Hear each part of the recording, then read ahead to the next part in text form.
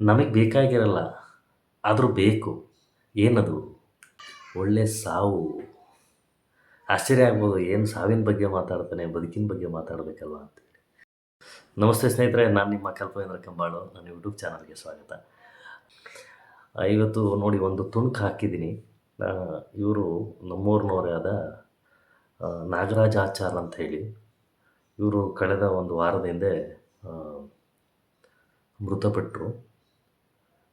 ಈ ವಿಚಾರ ಏನು ಕೇಳ್ತಾ ಇದ್ದೀನಿ ಅಂದರೆ, ಮನುಷ್ಯನಿಗೆ ಸಾವು ಅನ್ನೋದು ಬಂದರೆ ಈ ಥರ ಬರಬೇಕು. ಯಾಕೆಂದರೆ ಅವರು ಕೆಲಸ ಮಾಡಬೇಕಾದ್ರೆ ಅವ್ರಿಗೆ ಮರಣ ಅನ್ನೋದು ಸಮೀಪಿಸ್ಬಿಡ್ತು, ಅವ್ರಿಗೆ ಸಿಕ್ತು. ಆ ಪುಣ್ಯ ಎಲ್ಲರಿಗೂ ಸಿಗಲ್ಲ.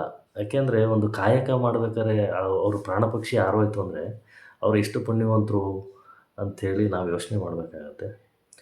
ಏನೇ ಇರಲಿ, ಆ ವ್ಯಕ್ತಿಗೆ, ಅವರ ಆತ್ಮಕ್ಕೆ ಸದ್ಗತಿ ಸಿಗಲಿ ಅಂತ ನಾನು ಪ್ರಾರ್ಥನೆ ಮಾಡ್ತೀನಿ.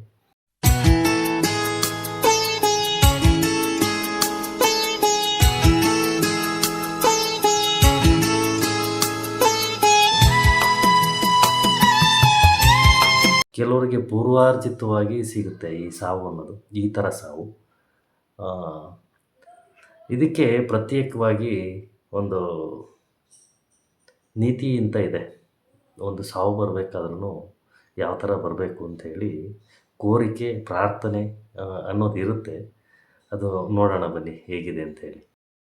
ಮನುಷ್ಯ ಜೀವನದಲ್ಲಿ ಭಗವಂತನ ಹತ್ರ, ದೇವ್ರ ಹತ್ರ, ದೇವಸ್ಥಾನಕ್ಕೆ ಹೋಗ್ತಾನೆ, ಮನೇಲಿ ಪೂಜೆಗಳು ಮಾಡಿಸ್ತಾನೆ.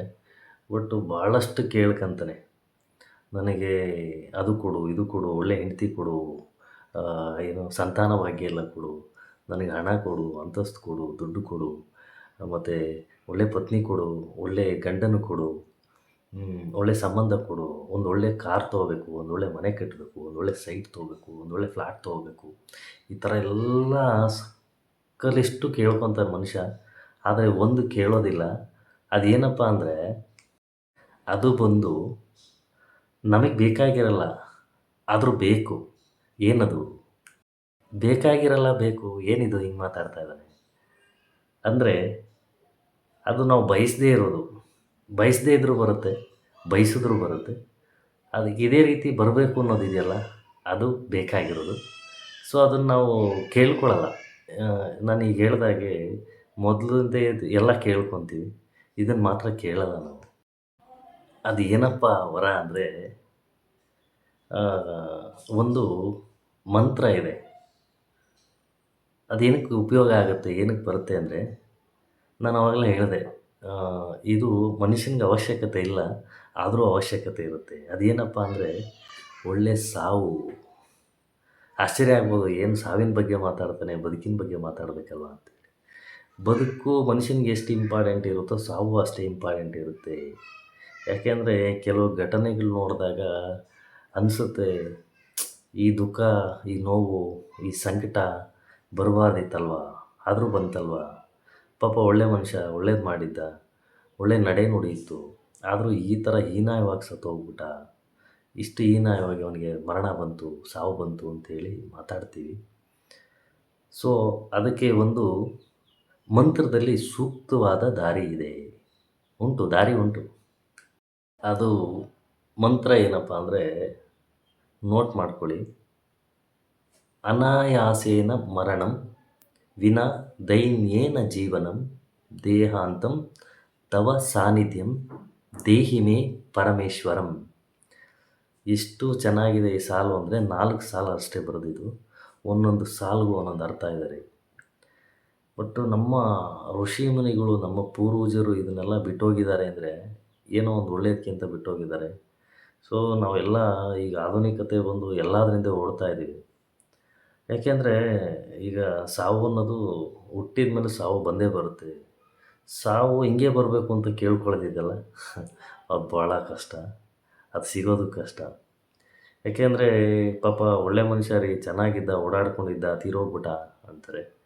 ಅದು ಯಾವ ಥರ ತೀರೋದ ಅಂದರೆ, ಅವರಿಗೇ ಗೊತ್ತಿರಲ್ಲ ಆ ಥರ ಸಾವು ಬಂದಿರುತ್ತೆ. ಅದು ಗ್ರೇಟು.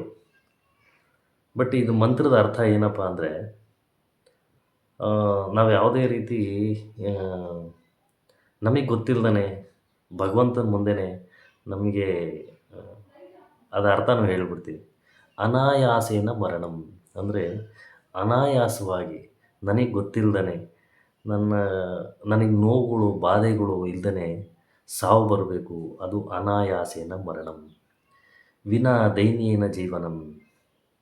ಅಂದರೆ ನಮಗೆ ಯಾವುದೇ ಕಾರಣಕ್ಕೂ ಯಾರಿಗೂ ಈಡು ಮಾಡಬೇಡ. ಈಗ ಯಾವುದೋ ಒಂದು ಕಾಯಿಲೆ ಬರುತ್ತೆ, ಅವನು ನರಳ್ತಾ ಇರ್ತಾನೆ, ಅವ್ರ ಮನೆಯಲ್ಲಿ ನೋಡ್ಕೊಳ್ಳೋರು ಇರಲ್ಲ, ನೋಡಿಕೊಂಡ್ರು ಅದು ಸಮಾಧಾನಕರವಾಗಿರಲ್ಲ. ಆ ಎತ್ತಿ ಇಳಿಸಿ ಆ ನರಕ ಯಾತನೆ ಪಡೋದಿದೆಯಲ್ಲ, ಅದು ನನಗೆ ಬರಬಾರ್ದು. ಅನಾಯಾಸೇನ ಮರಣಂ ವಿನಾ ದೈನ್ಯೇನ ಜೀವನಂ ದೇಹಾಂತಂ ತವ ಸಾನ್ನಿಧ್ಯಂ. ಅಂದರೆ ದೇಹಾಂತಂ ತವ ಸಾನ್ನಿಧ್ಯಂ, ದೇವರು ನಾನು ಸಾಯ್ಬೇಕಾದ್ರೆ ನನ್ನ ಕಣ್ಮುಂದೆ ಇರಬೇಕು. ದೇಹಾಂತಂ ತವ ಸಾನ್ನಿಧ್ಯಂ ದೇಹಿಮೇ ಪರಮೇಶ್ವರ. ಅಂದರೆ ದೇಹಿಮೇ ಪರಮೇಶ್ವರ ಅಂದರೆ ದೇವರು ನನ್ನ ಕಣ್ಮುಂದೆ ಇರಬೇಕು. ಭೀಷ್ಮ ಪಿತಾಮಹ ಸಾಯಬೇಕಾದ್ರೆ ಅವರು ಮರಣ ಕಾಲದಲ್ಲಿ ಶ್ರೀಕೃಷ್ಣ ಎದುರುಗಡೆ ಇದ್ದ. ಅವನ ದರ್ಶನ ಮಾಡಿಕೊಂಡೆ ಅವನಿಗೆ ಸಾವು ಬಂತು. ಯಾರಿಗೆ? ಭೀಷ್ಮ ಪಿತಾಮಹನಿಗೆ. ಬಟ್ ಅಂಥ ಮಹನೀಯರ ಲೆಕ್ಕಾಚಾರಕ್ಕೆ ನಾವು ಬದುಕೋಕ್ಕಾಗಲ್ಲ. ಯಾಕೆಂದರೆ ಇವಾಗ ಆ ಕಾಲ ಇಲ್ಲ. ಅಂಥ ಸತ್ಯಯುಗ, ತ್ರೇತಾಯುಗ, ದ್ವಾಪರಯುಗ ಎಲ್ಲ ಹೋಯ್ತು. ಈಗ ಕಲಿಯುಗ, ಇದೆಲ್ಲ ಆಧುನಿಕತೆ. ದೇವ್ರು ಬಂದು ಮುಂದೆ ನಿಂತ್ಕೊಳ್ಳಿ ನಾನು ಸಾಯ್ತೀನಿ ಅಂದರೆ ಖಂಡಿತ ಅದು ಸಾಧ್ಯ ಇಲ್ಲ. ಸೊ ಅದಕ್ಕೆ ಈಗೇನು ಬಸವಣ್ಣವರು ಕಾಯಕವೇ ಕೈಲಾಸ ಅಂತ ಹೇಳಿದ್ರು, ಆ ಕಾಯಕ ಮಾಡಬೇಕಾದ್ರೆ ತೀರೋಗೋದು. ಮತ್ತು ಎಲ್ಲೋ ದೇವಸ್ಥಾನಕ್ಕೆ ಹೋಗಿ ದರ್ಶನ ಮಾಡ್ತಿರ್ತೀವಿ, ಅಲ್ಲಿ ಒಂದು ಪ್ರಾಣ ಪಕ್ಷಿ ಹಾರೋಗುತ್ತೆ. ಶಿವಪೂಜೆ ಮಾಡ್ತಿದ್ದಪ್ಪ ಕೂತ್ಕೊಂಡು ಪ್ರಾಣ ಹೋಯಿತು. ಚೆನ್ನಾಗೇ ಇದ್ದಾರೆ, ಬೆಳಗ್ಗೆ ಓಡಾಡ್ತಿದ್ದ, ಇದ್ಕಿದ್ದಂಗೆ ಮನೆಗೆ ಹೋದಂತೆ ಪಕ್ಕನ ಪ್ರಾಣ ಹೋಯ್ತಂತೆ. ಇಷ್ಟು ಭಾಳಷ್ಟು ಕೇಳಿರ್ತೀವಿ ನಾವು. ಆ ಥರ ಸಾವು ಬರಬೇಕು ಅಂದರೆ ಇದೊಂದು ಪರಿಹಾರ. ಏಕೆಂದರೆ ಭಗವಂತನ ಹತ್ರ ನಾವು ದೇವಸ್ಥಾನಕ್ಕೆ ಹೋಗಿ ಎಲ್ಲ ಕೇಳ್ತೀವಿ. ಆವಾಗಲೇ ಹೇಳಿದೆ ನಾನು ಲೀಸ್ಟು, ಅಷ್ಟು ಲೀಸ್ಟನ್ನು ಕೇಳ್ತೀವಿ. ಇದೊಂದು ಬಿಟ್ಬಿಟ್ಟಿರ್ತೀವಿ. ಯಾಕೆಂದರೆ ನಮಗೆ ಬೇಕು ಅನ್ನೋದು ಅವಶ್ಯಕತೆ ಇರಲ್ಲ. ಆದರೂ ಬೇಡದೇ ಇರೋದು ಬೇಕು ಅಂದರೆ ಇದೆ. ಸಾವು ಅನ್ನೋದು ನಾನು ಅನಿಸಿದ ರೀತಿ ಬರಬೇಕು ಅಂದರೆ ಅದನ್ನು ಬಯಸಬೇಕು. ಅಂದರೆ ಹೇಳ್ತಾರೆ ವೇದದಲ್ಲಿ, ಇದರಲ್ಲೆಲ್ಲ ನಮ್ಮ ಪೂರ್ವಾರ್ಜಿತ ಕರ್ಮದ ಪ್ರಕಾರನೇ ನಮಗೆ ಕಾಯಿಲೆಗಳು, ರೋಗ ರುಜಿನಗಳು ಬರುತ್ತೆ, ನಾವು ಅದೇ ಮುಖಾಂತರ ಸಾವಿಗೀಡಾಗ್ತೀವಿ ಅಂತೇಳಿ. ಸೊ ಇದ್ರೂ ಇರ್ಬೋದು, ಬಟ್ ಅದಕ್ಕೊಂದು ಪರಿಹಾರ ಅಂತ ಇದೊಂದು ಮಂತ್ರ ಇದೆಯಲ್ಲ, ಸೊ ಭಾಳ ಸೂಕ್ತವಾಗಿದೆ. ಇದನ್ನು ಎಲ್ಲಿ ಹೆಂಗೆ ಮಾಡಬೇಕು ಅಂತಂದರೆ, ಈ ದೇವಸ್ಥಾನಕ್ಕೆ ದರ್ಶನಕ್ಕೆ ಹೋಗ್ತೀವಿ ನಾವು, ದರ್ಶನ ಮಾಡ್ತೀವಿ. ದರ್ಶನ ಮಾಡಿ ಹೊರಗಡೆ ಬಂದು ಆ ದೇವಾಲಯದ ಪ್ರಾಂಗಣ ಏನಿದೆಯೋ ಆ ಪ್ರಾಂಗಣದಲ್ಲಿ ಕೂತ್ಕೊಂಡು ದೇವ್ರನ್ನ ಏನು ಕಣ್ ತುಂಬಿಕೊಂಡು ಹೊರಗಡೆ ಬಂದಿರ್ತೀವೋ ಆ ಭಗವಂತನ ಕಣ್ಣಲ್ಲಿ ತುಂಬಿಕೊಂಡು ಅವನ ಪಾದ ಚರಣದಿಂದ ಹಿಡಿದು ಅಡಿಯಿಂದ ಮುಡಿವರೆಗೂ ಅವನ್ನ ಕಣ್ ತುಂಬಿಕೊಂಡಿರ್ತೀವಲ್ಲ, ಆ ಇದರಲ್ಲೇ ತಲೆಯಲ್ಲಿ ಇಟ್ಕೊಂಡು ಮನಸ್ಸಿನಲ್ಲಿ ಇಟ್ಕೊಂಡು ಈ ಒಂದು ಮಂತ್ರವನ್ನು ಆ ಪ್ರಾಂಗಣದಲ್ಲೇ ಕೂತ್ಕೊಂಡು, ಆ ದೇವಸ್ಥಾನಕ್ಕೆ ಸಂಬಂಧಪಟ್ಟ ಜಾಗದಲ್ಲಿ ಕೂತ್ಕೊಂಡು, ಇದು ತದೇಕ ಚಿತ್ತಿನಿಂದ ಒಂದೇ ಮನಸ್ಸಿನಿಂದ ಈ ಪ್ರಾರ್ಥನೆಯನ್ನು ಮಾಡಬೇಕು. ಮಾಡಿದಾಗ ಸಕ್ಸಸ್ ಅಂತೂ ಆಗುತ್ತೆ. ನಾವು ಅಂದ್ಕೊಳ್ದಂಗೆ ಆಗದೇ ಇದ್ದರೂ ಸ್ವಲ್ಪ ಮಟ್ಟಿಗಾದರೂ ಎಫೆಕ್ಟ್ ಸಿಗುತ್ತೆ. ಇದಕ್ಕೆ ಯಾವುದೇ ಏನು ಕಟ್ಟುನಿಟ್ಟು ಆ ಥರ ಏನಿರಲ್ಲ. ಕೆಲವರು ಬ್ರಹ್ಮಚರ್ಯ ಪಾಲನೆ ಮಾಡಬೇಕು ಅಂತ ಎಲ್ಲ ಇರುತ್ತೆ, ಬೇರೆ ಬೇರೆ ಮಂತ್ರಿಗಳು ಅದೆಲ್ಲ. ಬಟ್ ಇದಕ್ಕೆ ಯಾವುದೇ ರೀತಿ, ಯಾಕೆಂದರೆ ದೇವ್ರ ದರ್ಶನ ಮಾಡೋಕ್ಕೆ ಎಲ್ಲರೂ ಅರ್ಹರು. ನಾವು ದರ್ಶನ ಮಾಡಿರ್ತೀವಿ, ಬಂದು ದೇವಸ್ಥಾನದ ಆಲಯದಲ್ಲಿ ಕೂತ್ಕೋತೀವಿ. ಆ ದೇವ್ರನ್ನ ಕುರಿತು ಅವನ ಮನಸ್ಸಿನಲ್ಲಿ ತೊಗೊಂಡು ಇದೊಂದು ಮಂತ್ರ ಇನ್ನೊಂದು ಸಲ ಹೇಳ್ತೀನಿ, ನೋಟ್ ಮಾಡ್ಕೊಳ್ಳಿ. ಅನಾಯಾಸೇನ ಮರಣಂ ವಿನಾ ದೈನೇನ ಜೀವನಂ ದೇಹಾಂತಂ ತವ ಸಾನ್ನಿಧ್ಯಂ ದೇಹಿಮೇ ಪರಮೇಶ್ವರ. ಸೊ ಇದು ಎಲ್ಲಪ್ಪ ಬರುತ್ತೆ ಈ ಮಂತ್ರ ಅಂಥೇಳಿ, ವೇದಸಾರ ಶಿವಸ್ತವ ಅಂಥೇಳಿ ಒಂದು ಪುಸ್ತಕ ಇದೆ.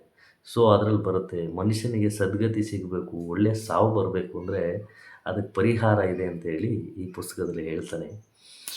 ಸೊ ನಮಗೆ ಗೊತ್ತಿರೋವಷ್ಟು ನಾವು ತಿಳಿಸ್ಬೋದು. ಇದು ಒಂದು ಒಳ್ಳೆಯದು ಅಂತ ನಾನು ಭಾವಿಸಿದ್ದೀನಿ. ಯಾಕೆಂದರೆ ಕೆಲವ್ರಿಗೆ ಅನಿಸ್ಬೋದು ಏನಪ್ಪ ಸಾವಿನ ಬಗ್ಗೆನೇ ಮಾತಾಡ್ತಾನೆ. ಸೊ ನನಗೆ ಅದು ಅನಿಸಿಲ್ಲ. ಇಷ್ಟು ನಾನು ತಿಳಿದಿರೋದು ನಿಮ್ಗೆಲ್ರಿಗೂ ಇಷ್ಟ ಆಗಿರುತ್ತೆ ಅಂದ್ಕೊಂಡಿದ್ದೀನಿ. ದಯವಿಟ್ಟು ಇದನ್ನು ವಿಡಿಯೋನ ನೋಡಿ ಆ ರೀತಿ ಇಷ್ಟ ಆದರೆ ನೀವು ಒಂದು ಪ್ರಾರ್ಥನೆ ಮಾಡಿ, ಭಗವಂತ ನಿಮಗೂ ಒಳ್ಳೆಯ ಸಾನ್ನಿಧ್ಯ ಕೊಡಲಿ. ಯಾಕೆಂದರೆ ಸಾವು ಅನ್ನೋದು ಅಸಹಜ, ಸಹಜ ಅಲ್ಲ. ಸಹಜ ಅಸಹಜ ಎರಡಕ್ಕೂ ವ್ಯತ್ಯಾಸ ಇರುತ್ತೆ. ಮತ್ತು ಇದು ಪ್ರಾರ್ಥನೆ ಅನ್ನೋದು ಇದೆಯಲ್ಲ, ಪ್ರಾರ್ಥನೆ ಮತ್ತು ವಿಜ್ಞಾಪನೆ, ನಾವು ವಿಜ್ಞಾಪನೆ ಮಾಡ್ಕೊಳ್ಳೋದು ಏನಪ್ಪ ಅಂದ್ರೆ ಲೌಕಿಕವಾಗಿರುತ್ತೆ. ಲೌಕಿಕ ಅಂದರೆ ನಾನು ಅವಾಗಲೇ ಲೀಸ್ಟ್ ಹೇಳಿದೆ. ಕಾರು, ಬಂಗ್ಲೆ, ಒಡವೆ, ಐಶ್ವರ್ಯ, ಅಂತಸ್ತು, ಹೆಂಡತಿ, ಮಕ್ಕಳು. ನನಗಿದೆಲ್ಲ ಲೌಕಿಕ ಜೀವನ. ಅಂದರೆ ನನಗೆ ಬೇಕಾಗಿರೋದನ್ನಷ್ಟೇ ನಾನು ಕೇಳುತ್ತೇನೆ. ಅಂದರೆ ನನಗೆ ಗೊತ್ತಿರುತ್ತೆ ಇದು ನಾನು ಸಾಧನೆ ಮಾಡ್ಬೋದು. ನನಗೊಂದು ಕಾರ್ ಬೇಕು, ಒಂದು ಬೈಕ್ ಬೇಕು. ಇದೆಲ್ಲ ನನ್ನ ಕೈಲಿ ಮನುಷ್ಯನ ಕೈಲಿ ಸಾಧನೆ ಮಾಡೋದು ಅವನಿಗೆ ಅವಶ್ಯಕತೆ ಇರೋದು ಇವು ಲೌಕಿಕ. ಅಲೌಕಿಕ ಅಂದರೆ ಪ್ರಾರ್ಥನೆ ಸಲ್ಲುತ್ತೆ ಅದು. ಅಂದರೆ ವಿಜ್ಞಾಪನೆ ಮಾಡೋದು ಭಗವಂತನ ಹತ್ರ. ಪ್ರಾರ್ಥನೆ ಬಂದು ಪ್ರಾರ್ಥನೆ ಅರ್ಥ ಏನಪ್ಪ ಅಂದರೆ ಅಂದರೆ ವಿಶಿಷ್ಟ, ವಿಶೇಷ ಮತ್ತು ಒಂಥರ ಸ್ಪೆಷಲ್ ಅದು. ಅದನ್ನು ಅಕ್ಷರದಿಂದ ಶುರು ಮಾಡ್ತಾರೆ. ಮತ್ತು ಪ್ರ ಪ್ಲಸ್ ಪ್ರಾರ್ಥನೆ. ಅರ್ಥನೆ ಅಂದರೆ ಒಂದು ವಿನಂತಿ. ಒಂದು ಒಂದು ಒಳ್ಳೆಯ ಭಾವನೆಯಿಂದ, ಒಳ್ಳೆಯ ಮನಸ್ಸಿಂದ ಭಗವಂತನ ದರ್ಶನ ಮಾಡ್ಕೊಂಡು ಆಚೆ ಬಂದು ಕೂತ್ಕೊಂಡು ವಿನಂತಿ ಮಾಡ್ಕೊತೀವಲ್ಲ ಅದನ್ನೇ ಪ್ರಾರ್ಥನೆ ಅಂತ ಹೇಳೋದು. ಸೊ ದಯವಿಟ್ಟು ಈ ವಿಡಿಯೋ ಎಲ್ಲ ಲೈಕ್ ಮಾಡಿ, ಶೇರ್ ಮಾಡಿ, ಸಬ್ಸ್ಕ್ರೈಬ್ ಮಾಡಿ. ಯಾರ್ಯಾರು ಹೊಸ್ದಾಗಿ ನನ್ನ ವಿಡಿಯೋ ನೋಡ್ತಾಯಿದ್ರು ಅವರು ಸಬ್ಸ್ಕ್ರೈಬ್ ಮಾಡ್ಕೊಳ್ಳಿ. ದಯವಿಟ್ಟು ಮರಿಬೇಡಿ. ಧನ್ಯವಾದ. ಶರಣು ಶರಣಯ್ಯ.